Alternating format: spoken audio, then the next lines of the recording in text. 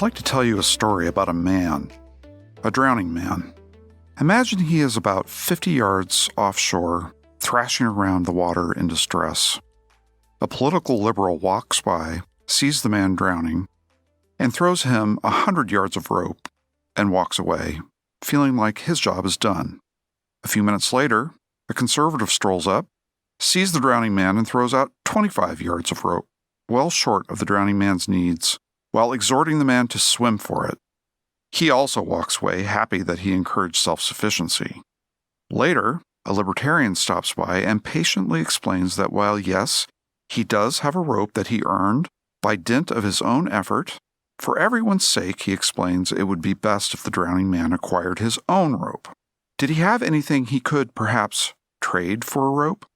Throughout these encounters, a neoconservative has been watching thoughtfully from the beach.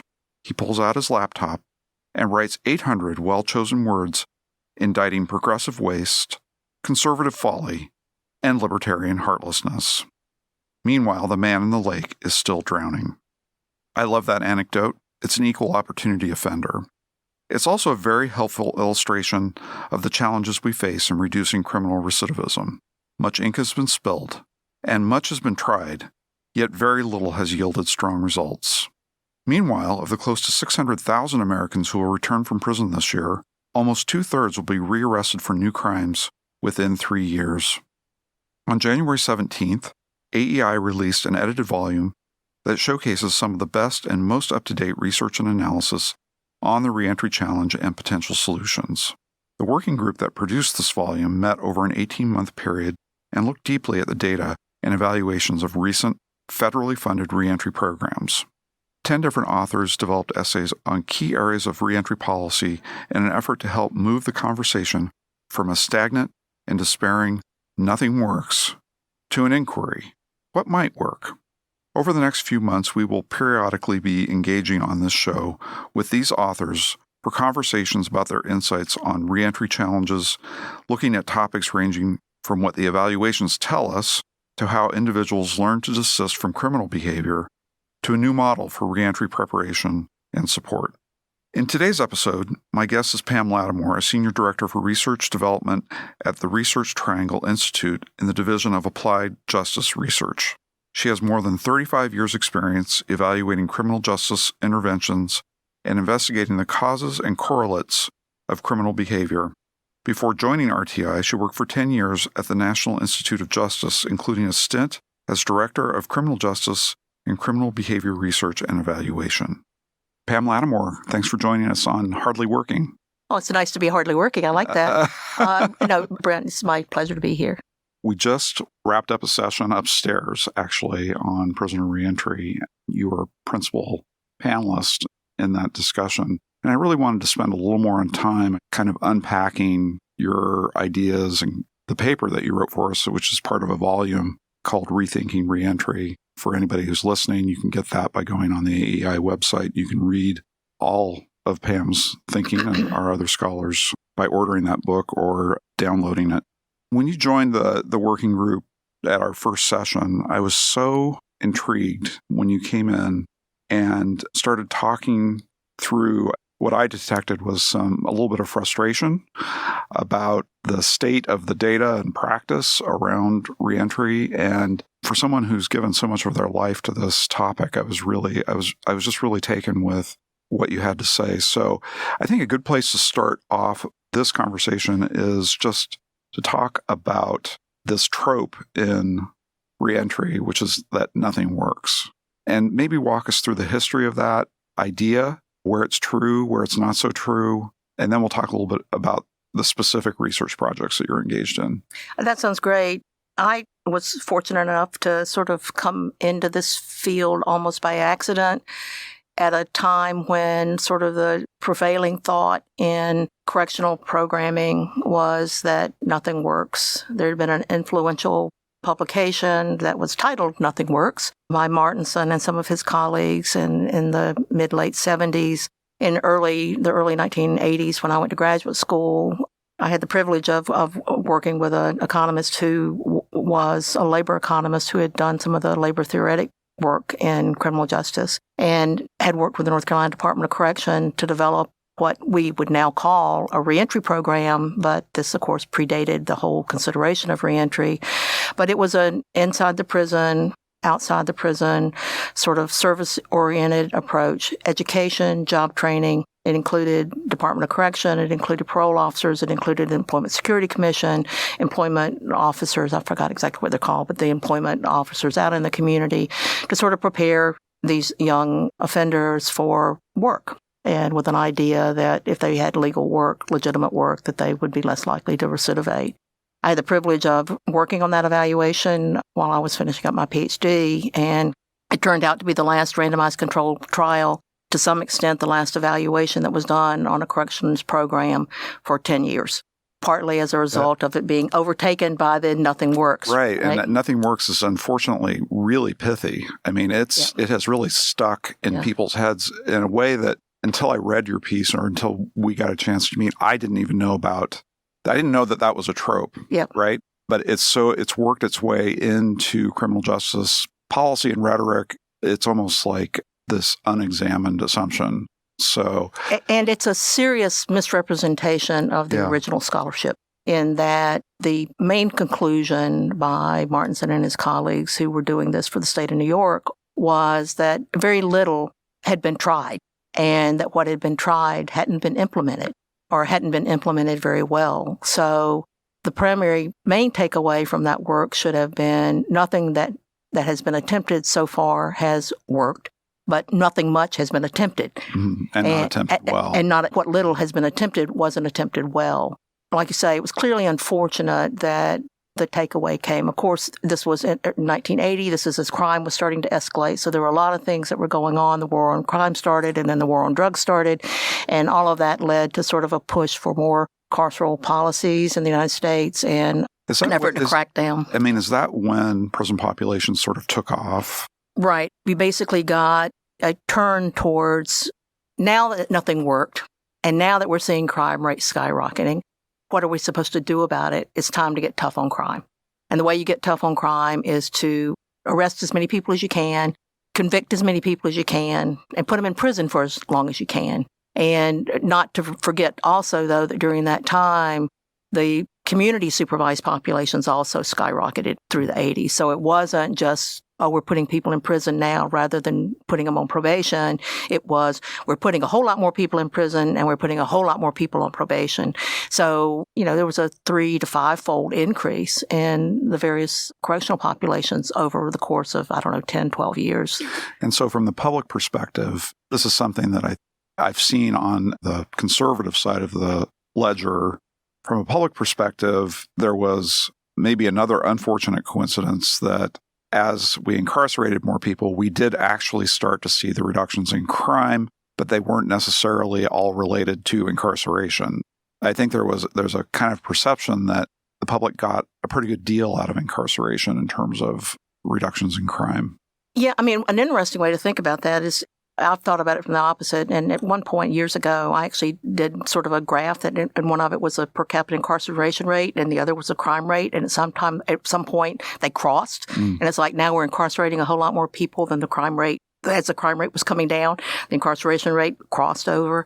Obviously, if you were to put an additional 500,000 people in prison, you would hope that would have some kind of an impact on crime, right? Right. The question is really how much of a difference there was. And just to follow that thread to the end, I mean, I think that most of the research suggests that incarceration did have an impact on crime reduction, but it was about, 25% of the total reduction? Yeah, that's what I'm remembering from. Right. Yeah. And the rest of it was driven by demographics and other things that we don't even know what they are. Yeah, we don't know what they are. In fact, I was out at the American Criminological Society meeting. I attended a briefing where they were talking about the relationship between inflation, the inflation rate, and criminal activity. And it's like one of the best predictors, like criminal activity tracks inflation almost closer than any other. That's neither here nor there, but it is an extremely complex dynamic of crime and incarceration that we don't really understand that well. Yeah. So that's kind of the background on Nothing Works and our responses to Nothing Works. And then we put all these people in prison 2 million now, right? That's about the prison population nationally? Yeah, 1.2 million. Oh, 1.2, and the remainder are in jails. Right. So right. It's about 2 million in jails and prisons. Yeah, jails and prisons. Okay. Most of the people in jail are pretrial, 65%. Right. So we incarcerated a lot. This has become an enormous burden in many different ways. It is clearly a financial burden on the state, a fiscal burden on state budgets. It's a drain on productivity. It's a drain in terms of the downstream social effects of incarceration on not just the people who are incarcerated, but their families. What's it been, about 20, 25 years, people started to wake up to the fact that there are a lot of costs associated with this strategy. And then what happened? Well, and I think that there was a focus on, and combined with that was the recognition that most of these people we were putting in prison, the vast, vast, vast majority of them were going to be released one day. Right. And so then what? And so that was sort of the birth of reentry, thinking about reentry programming. Jeremy Travis, who was the National Institute of Justice director at that time, was sort of one of the leading thinkers on that, we needed to think about developing the right kinds of services to hopefully allow people when they came out of prison to be able to set themselves on a path that would result in them not going back to prison. So then there was a really concerted effort to start trying to think about, what kinds of services could be provided, and then a policy focus from the federal government in particular to start providing resources to state and local governments to implement programming. And that was Clinton administration. Is that right? The story that Christy told this morning about Janet Reno saying, "What are we doing?" That was Clinton, but some of this started towards the end, I think, of Bush, H.W. Bush. Ed Meese was actually very interested in correctional program reform and research. So about that time, there was a focus on that. And I got involved. I left NIJ and got involved in the evaluation of the Serious and Violent Offender Reentry Initiative, which was 2004. The legislation was probably passed in 2002, 2003, something like that, to fund, it was $110 million to fund state and local governments to develop, mostly state governments, to develop reentry programs for individuals who were incarcerated in prisons. That initial work was prisons or juvenile detention. And so you were one of the leaders in evaluating that effort. The Savory effort, that's right. Yeah, I was the co-PI on that project. And that's a really interesting story. So why don't you tell us what happened in the evaluation? To my knowledge, it's still the largest evaluation of its kind that's ever been done. There were 89 programs funded. 16 of them were eventually, after some evaluation work by us, 16 programs, 12 adult and 4 juvenile programs were selected for evaluation. The adult programs were in states that represented about a quarter of all prisoners in the United States. So these weren't randomly selected, but they were certainly representative of, I think, of the people who are in prison. It was a very extensive effort to collect interview data from roughly. Well, first, what were the services that were? Oh, that's right. That's right. The service, right. Yeah. That's a good point. Reentry really means, or it's come to mean, programming that spans the period of incarceration, presumably return to the community, generally on community supervision of some sort, and then post-supervision. And the idea was based on a needs assessment that a reentry plan would be developed for each individual. This plan would address needs that had been identified. The needs of this population are huge by and large. Low education, little to no job skills. And now it's at least as true as it was when this study was done in the early 2000s. Serious mental health issues among a lot of people, particularly the women, and drug abuse problems that were very serious. Again, at least as serious, if not more so, for the women who were incarcerated. So behavioral health issues, low job skills, life skills or issues, anger management issues. So all of which would presumably not have been helped by being incarcerated. None of that would have been helped by being incarcerated. It's interesting. This is a complete and total side note, but at one point I was working on a proposal, didn't get funded, but I was working on a proposal with the Florida Department of Correction. This was years ago now. I think it was either 2/3 to 3/4 of the women who were incarcerated in Florida were on antidepressant meds. And I don't know, the Savory women that were included in our study 60 or so percent of them indicated at the time they were released from prison that they needed mental health treatment, substance abuse and mental health treatment. Which is remarkable because people don't always know when they need mental health. That's right. And these, and those, both of those percentages were much higher than for the men. I think the women probably do have more issues with depression. They're separated from their children, blah, blah, blah. They have more issues on the mental health side perhaps than the men do. But I think, in my cynical opinion, the women were just more willing to admit that they had drug problems than the men were. So address these needs, develop a reentry plan, give people a case manager, coordinate with services out in the community at release. These projects were implemented by local community-based organizations of justice? They were implemented by state correctional agencies. Okay. So the grantees were state departments of correction or state juvenile justice agencies. So the Second Chance Act, which is a newer iteration of reentry programming that's available for states, includes a big jail component, but the original SAVORI, Serious and Violent Offender Reentry Initiative, focus was strictly on prisons and the juvenile equivalent of prisons. And it was a 3-year initiative? The grants for the programs were 3 years. Okay. Those of you who are familiar with how these work, I think some of the sites got extensions, no-cost extensions, but it was envisioned as a 3-year stand it up and provide services and operate it. Our grant, we ended up with about a 5-year, and then we did a long-term follow-up, so we were in the field for a lot longer than the grants themselves were. So this is the evaluation grant? The evaluation grant. Yeah, okay. So you were collecting data on a whole host of measures, outcome measures, trying to see who got what and how it affected them.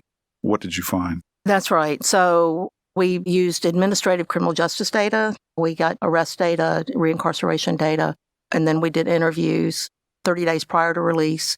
So that was our baseline. It was basically how were they doing about the time they got out. And then 3, 9, and 15 months post-release. We had decent follow-up response rates. We made the statistical corrections that were indicated, which really weren't that serious. We basically found very little difference in recidivism outcomes. We found some positive findings for unemployment measures. But the recidivism follow-up in the initial study was about 2 years. Was that rearrest or reincarceration? Rearrest and reincarceration, and we actually had self-reported criminal behavior from the interviews. And we found very few differences. We had adult men, adult women, and juvenile boys were included we had 4 juvenile sites. So those were boys. We had to exclude girls because I think after 6 months we had like 7, which is a good thing, but we only had about 7. So we followed them, but based on all of these indicators, arrest, reincarceration, self-reported criminal activity across different kinds of domain areas, we found very few differences. Very few positive findings. Positive findings. Some, oftentimes, we can talk about that first study that I did, the vocational VDS, the vocational delivery system study.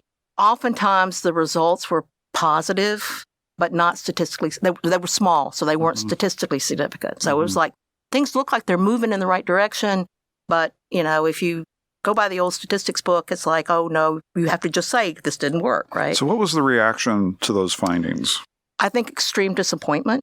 I think that there was a lot of disappointment. The recidivism findings really ended up coming out kind of first as we dug through the data and looked at employment and housing and substance use and all these other things. We started to find that there were actually some significant positive findings in the data, which really were more directly tied to the programming that was being provided.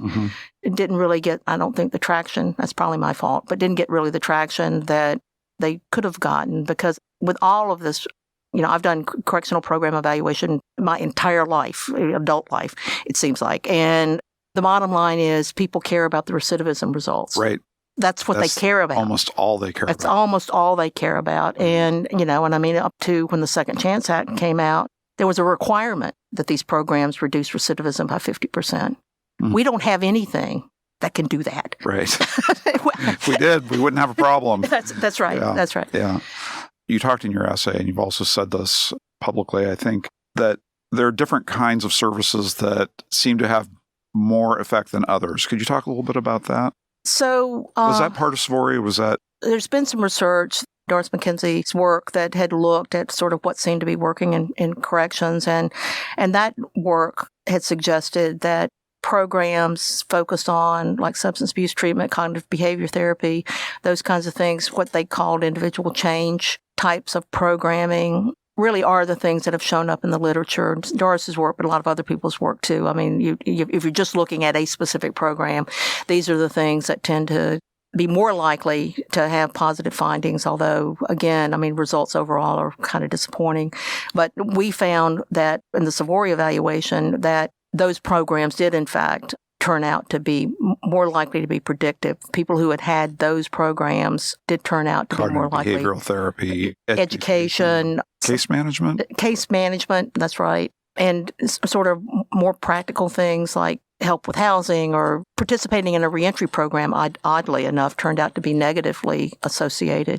Christy Vischer and my hypothesis on that was that if people had invested a lot of time in a reentry program and then got out and encountered all the obstacles that people encounter when they get out, you sort of get psyched up that you're going to be successful. And you've been given supposedly these tools that are going to make you gone through this program that's going to make you successful, and then you're not. So it could be some disappointment, sort of almost a boomerang type effect. Sure. That makes sense. What I think I've heard you say about this, what I've read in your essay, is mostly weak findings, weak positive findings. It's not statistically significant findings for most programs. You might want to talk a little bit more about the VDS thing, because that's, in terms of the findings, the outcomes that you got on that, because that actually came out a little bit better. But then I also want you to talk a little bit about what you saw when you extended the review out beyond the time frame that you had originally anticipated on Savory. I think it was Savory. Yeah, right. And so the vocational delivery system was the pre-reentry period project that was done in North Carolina with NIJ funding that really was a reentry program. It was in-prison work and then followed by supposedly services and support post-release. And we found that was a randomized controlled trial. We found, again, positive but not significant results for individuals who had participated in the program. There were differences in implementation in terms of, another thing that's consistent here is with the Savory findings is the people who were in the vocational delivery system program were much more likely to get the whole range of services that were supposed to be provided. Basically what would now be called a reentry plan. They had case managers, they had more likely to get job training and so forth than the people who were in the control group. But much fewer than 100% of the people who were in the program got these things. So you had partial implementation. And the way that the design of that study was set up, these were individuals who were in the same institution, but programming was limited, so that's why we could do a randomized controlled trial. Some of the people who were in the control group also got services. They got some job training. They got that. So you had a better but still partially treated treatment group and a partially treated comparison group, which statistically undermines your power. It's a smaller effect size difference. So that was one lesson to be taken away from there. That was the very first study I ever did. As I was writing this chapter, and actually a little work that I'd started thinking about before writing this chapter, I went back and looked at that in comparison now with all the other work that I've done since then, and it was like, the concluding paragraph in this evaluation review article from 1992 or whatever it was could apply to any of these studies that I've completed, in the last 10 years, because it's like basically because of these power-related issues, maybe we could live with it being significant at the 0.11 level. And I thought, that was 1992. And, and here, we see some of the same kind of things. With the Savory evaluation, we had only half of the people who were in Savory programs reported getting any education. And that's true across the whole range of services. There were, I've forgotten now the number, but some significant number of people who were in the Savory programs told us 30 days before they got out that they didn't have a reentry plan. So that 50 or 60% or 70% or whatever it was, much higher than the 30% of the control group or whatever it was that said, oh, well, I've got a reentry plan. But again, you have this issue of partial implementation of the treatment and receipt of services for the comparison group, right? And so again, pointing to a methodological problem with the study. I hadn't mentioned this. It comes through in the article, although I didn't specify it. The Savory evaluation was not underpowered from a sample size, right? I mean, we had 1,600 and something men in the study and 357, I think, women and 337 boys. Those are sort of borderline, but I mean, we had 1,600 men. So spread across multiple sites, but still That's a reasonable sample size. Mm-hmm. And so one of the threats to sort of the findings for a lot of studies was not an issue with Savory. Okay, so now talk a little bit about the long term and what happened over the long term. So this was really very interesting. So we got additional funding from NIJ, and this study was done. I'm at RTI International, and the Savory evaluation was done by us in partnership with Urban Institute. And Christy Vischer at the Urban Institute was the co-PI on the study. So we got additional funding from NIJ to do a more extensive follow-up, administrative data follow-up. We basically had at least 5 years of post-release criminal information on individuals from this second round of data collection. Lo and behold, we found significant differences in arrest for both the men and the women when we looked over a 5-year period. Compared to control. Compared to the controls. Yeah. There were 14% fewer arrests, number of arrests for the men, and 40-something% fewer arrests for the women. These numbers were definitely statistically significant and interesting. And I mean, it points to, in my view, another problem that we run into a lot of times with correctional program evaluation is it's not just that we really only care about recidivism. It's that any failure is it, right? Mm-hmm. And I've used the analogy, it would be what we're doing. It would be like an oncologist who's treating someone for cancer. 6 months into the study, the person has a heart attack, and the oncologist says, well, this chemotherapy doesn't work. Or an asthma specialist treating someone with asthma, and, before treatment, they're having an asthma attack every day, and post-treatment, they're having an asthma attack every 3 months. Right. You would never say, this treatment's not working. No, you count that as a huge victory. You count that as a huge victory. And what we often have done with these sort of 0, 1, any failure, any new arrest in 2 years, which has been kind of a standard for decades, a sort of a standard or any new prison term in 2 years, a standard sort of, that's sort of the standard for recidivism. What we've done is we've conflated a whole lot of issues associated with what criminal behavior actually is into this one binary indicator that leaves us well short of really understanding, I think, what it is we need to understand, which is taking into account the nature, i.e. type, the seriousness, and the frequency of offending. A lot of my work has actually used models that look at timing and that look at counts and so forth. We haven't been able to really look at seriousness because the statistical models really aren't there. And it's hard to even know sometimes what seriousness means. Did you do any analysis that would try to unpack what was behind the 14% and the 40% reductions that you did see? Yeah, interestingly enough, when we controlled for a whole variety of individual characteristics and access to a whole range of programming pre-release, just being in the Savory program was significantly related in a positive way to these fewer arrests. Okay, so we've controlled for who you are. Okay, so we're in the Savory. We've controlled for who you are. You're in the Savory program. If you were in the Savory program, in these long-term outcomes, you had some improvement, significant improvements. Right. And we know from what you previously said that what seems to drive significant improvement are the CBT, the case management, the substance abuse treatment, these kinds of things. So is it logical then to say that that's really the element, those are the elements that if we want those long-term improvements, that we need to be focusing on? I don't think we know. A colleague, when he saw those results, said, so you've got a lag effect with reentry programming? He says, oh, that's different. But one interpretation, and this is just a hypothesis, is that people were actually provided with things that were useful.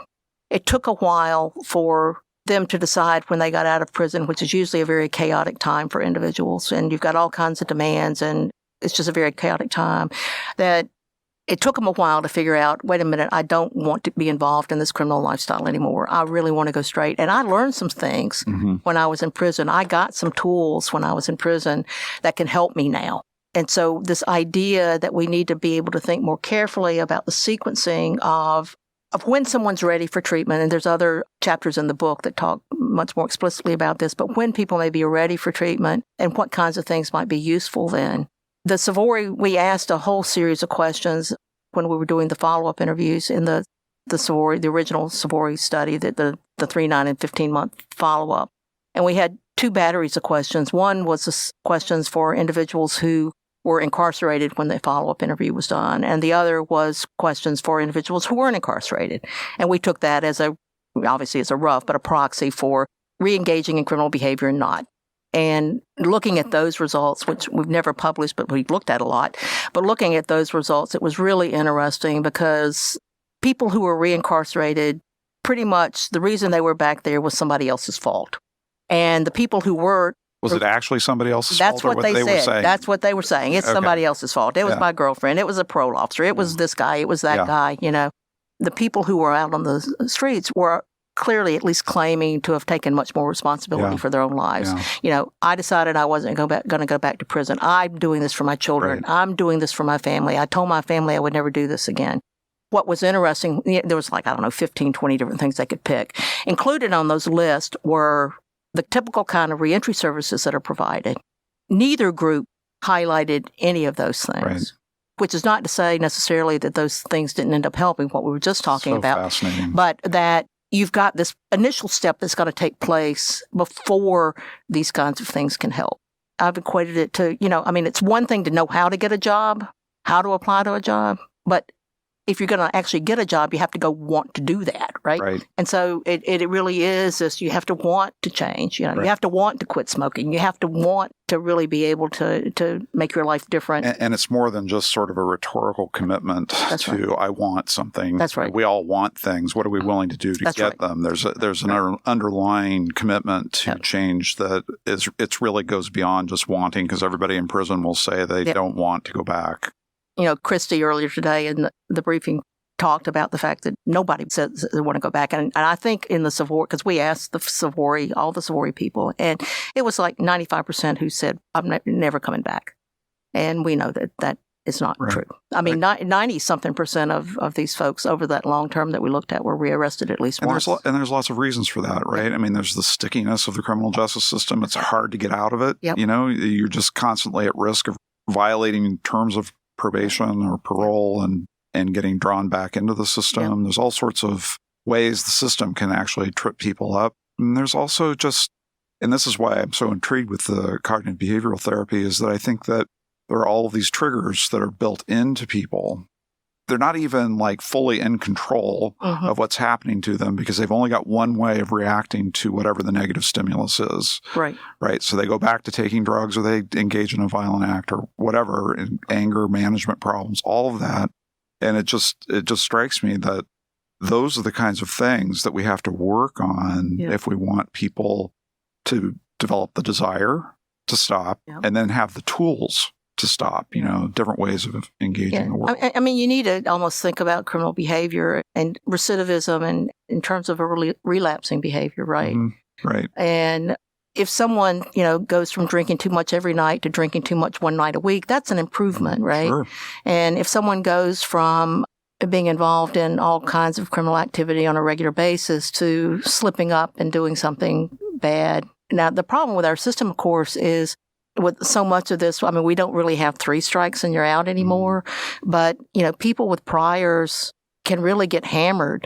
And so you might go 5 years before that next offense, but now you've already been incarcerated twice, and now you're going to get 25 years, even though it was 5 years. And so how we use what you were alluding to, the $60 billion worth of correctional investment that this country makes every year, if you want to call it an investment, how that money is spent, it really is something we need to look at as society and say, is this really how we want to spend this money? Okay, so to sort of move us toward wrapping this up, what are your conclusions based on this research? What are the things that we really need to pay attention to if we're going to improve reentry outcomes for incarcerated persons who are coming home? I think I would start at the bottom of my list, because I think it encompasses everything. I mean, I think we need more patience. We were talking about 3-year grants before. That's not long enough. Not long enough, certainly, to implement something and do any kind of rigorous evaluation of it. We need to think about the methodological limitations of the designs that we're using. Yeah, causation's hard to prove. It's really causation hard. is really hard to prove. And I think that as social scientists that we have not been properly attuned to how our language can be interpreted by policymakers in particular, but practitioners as well.